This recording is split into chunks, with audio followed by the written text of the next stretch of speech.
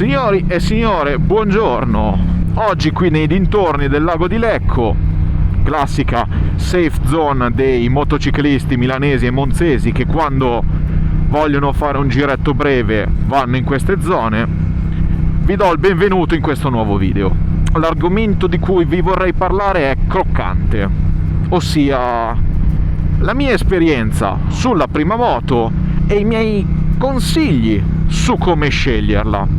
Lavorando in un concessionario, avendo a disposizione diverse moto di qualsiasi fascia, diciamo che vi posso dare dei tips and tricks, per dirla all'anglofona, interessanti sulla scelta della prima compagna di avventure. Partiamo prima di tutto dalla mia experience. Intanto guardate il lago di Lecco che si apre sotto di noi. Sono sempre stato appassionato di moto, fin da piccolo, passione ereditata da papà, che motociclista da una vita anche lui, ma sfortunatamente, essendo motociclista, era del partito che il motorino a 14 anni non lo vedi nemmeno in fotografia.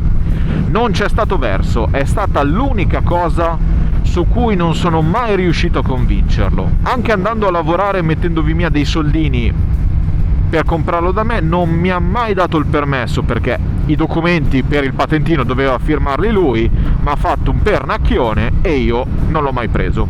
Poi a un certo punto, presa la patente a 18 anni, la passione non è che è sparita, ma si è un attimo spenta. Sotto la cenere i carboni erano ardenti, ma la fiamma non era più viva. Fino a un certo punto che poi, alla veneranda età di 25 anni, con il cash in tasca e la voglia di prendermi la patente, mi sono iscritto in scuola guida. Poi lì è però arrivata la fatidica domanda: cosa mi prendo come prima moto? Parto piano, un 300, un 400 di cilindrata, per poi cambiare e salire appunto di cilindrata, di cavalli, di tipologie di moto. In un concessionario Honda trovo la mia prima moto, la mia Z300 Kawasaki, moto che adoro alla follia e ho tuttora, nonostante adesso sia in giro sulla mia bella MT-07 chiamata Romilde, la mia paninetta rimane con me. Quindi, dopo avervi raccontato sostanzialmente il mio approccio con le moto, adesso arriviamo alla parte di quelli che sono i miei 2 o 3 consigli per scegliere la prima moto. Sostanzialmente, per scegliere correttamente la prima moto, a parer mio bisogna rispondere a 3 domande. La prima: quanti anni hai? Perché banalmente l'età ci fa capire che tipologia di moto stai cercando. Ad esempio, sei un ragazzo che ha 16 anni, quindi ti stai approcciando alla prima moto e legalmente puoi guidare solo un 125. Hai qualche anno in più e stai approcciando alla patente A2. Oppure hai ancora qualche anno in più come me, che puoi prenderti la patente A, quindi non hai sostanzialmente a livello legale limitazioni sulla cilindrata. Sui 125 sfortunatamente ad oggi c'è poco da dire, devono sottostare a determinati kilowatt. Hanno obbligato le case a uniformarli un po' tutti.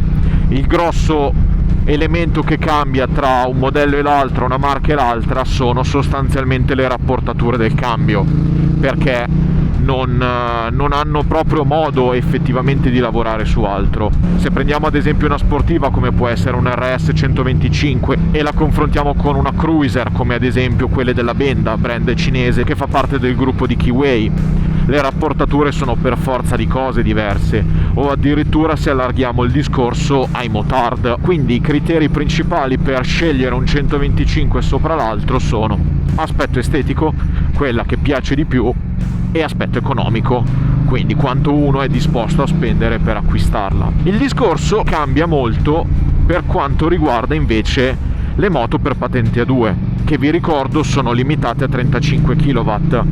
Qua il discorso cambia perché non è un elemento che si limita alla cilindrata, ma abbraccia il rapporto peso-potenza. Quindi qua la scelta si amplia, diventa più grande e fortunatamente con molti più modelli. Qui entra la seconda domanda: che motociclista vuoi essere? Noi tutti, prima di acquistare una moto, abbiamo delle aspettative. Io ad esempio ero uno più improntato alla sportività, quindi non avrei mai pensato di comprarmi una turistica. Al contrario, ho avuto amici che erano improntati di più al turismo e non si sarebbero mai comprati una sportiva. Fortunatamente però le necessità, i sogni e i desideri cambiano, col risultato che ti trovi quello che era scimmiatissimo con lo sport e la moto sportiva per andare sempre ingarellato, il classico smanettone sudato, che magari dopo un paio d'anni vende tutto, si compra un GS. O al contrario, hai quello che era appassionato di turismo, che scopre la bellezza dello sport e della pista, vende tutto, si compra un CBR 600 del 2005 e lo fa pronto pista, radiato, in strada non la vede manco col binocolo. Quindi una volta che ci siamo risposti alla domanda che motociclista vogliamo essere, abbiamo già più o meno un'idea su dove andare a investire il nostro vile denaro.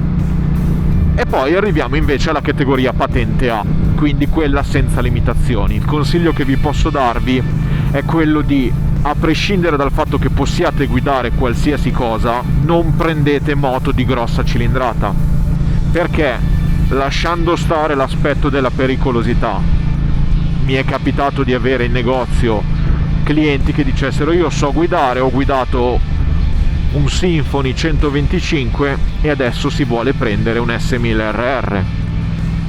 Certo, è possibile da fare, nessuno lo vieta, tranne che forse un attimo la logica, perché comunque, per quanto le ruote siano sempre due sul Symphony e sull'S1000RR, ci sono, diciamo, quei 200 e passa cavalli di differenza. Piccola digressione, questa qua è una delle gelaterie più buone che abbia provato. Passateci se siete qua in zona Onno. Il rischio di spaventarsi è estremamente alto.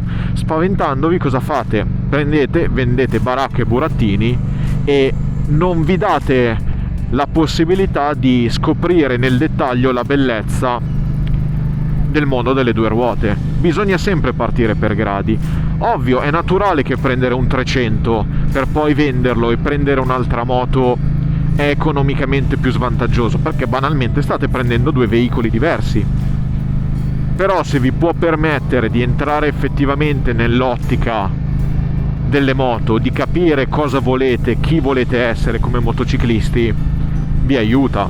Abbiamo risposto alla domanda quanti anni abbiamo, abbiamo capito che motociclista vogliamo essere, ora arriviamo all'ultima e più dolente domanda di tutte: quanto vogliamo o quanto possiamo spendere? Purtroppo lo sappiamo tutti, il motociclismo è una passione costosa, non solo per quello che è l'acquisto della moto in sé, ma il suo mantenimento e soprattutto per l'acquisto dell'attrezzatura, giacca, guanti, paraschiena, un ottimo casco, sono tutti elementi che fanno lievitare il prezzo. Certo, potremmo valutare di contenere i costi, magari pensando di acquistare una moto usata, con anche qualche annetto alle spalle. Purtroppo però al giorno d'oggi molte città italiane stanno bloccando l'accesso a veicoli più datati. Ad esempio Milano nel 2028 bloccherà l'accesso alle moto a benzina Euro 3. Anzi, a tal proposito, scrivetemi qua sotto nei commenti voi cosa ne pensate riguardo questa scelta, se secondo voi è una manovra corretta oppure è una roba totalmente sbagliata. Signori, siamo arrivati alle battute finali e vi lascio con un ultimo messaggio. Quando dovete comprare la vostra moto, che sia la prima o che sia la 100ª, non lasciatevi influenzare da quello che vi dicono gli altri. Per quanto questi consigli possano essere sicuramente validi, quello che conta di più però è che la moto è una passione. Ed essendo una passione, questa non segue necessariamente logiche, si sceglie di pancia. Certo, i consigli sono utili, sicuramente recensioni, prove, pareri, ciaccole con gli amici davanti a un buon caffè, ma l'ultima scelta rimane la vostra. Perché il bello delle moto è questo, è espressione, esprimere se stessi attraverso un mezzo meccanico. Pensateci un attimo, infatti non c'è mai nessun motociclista che lascia la propria moto stock, ma non è un vezzo, o meglio, non solo.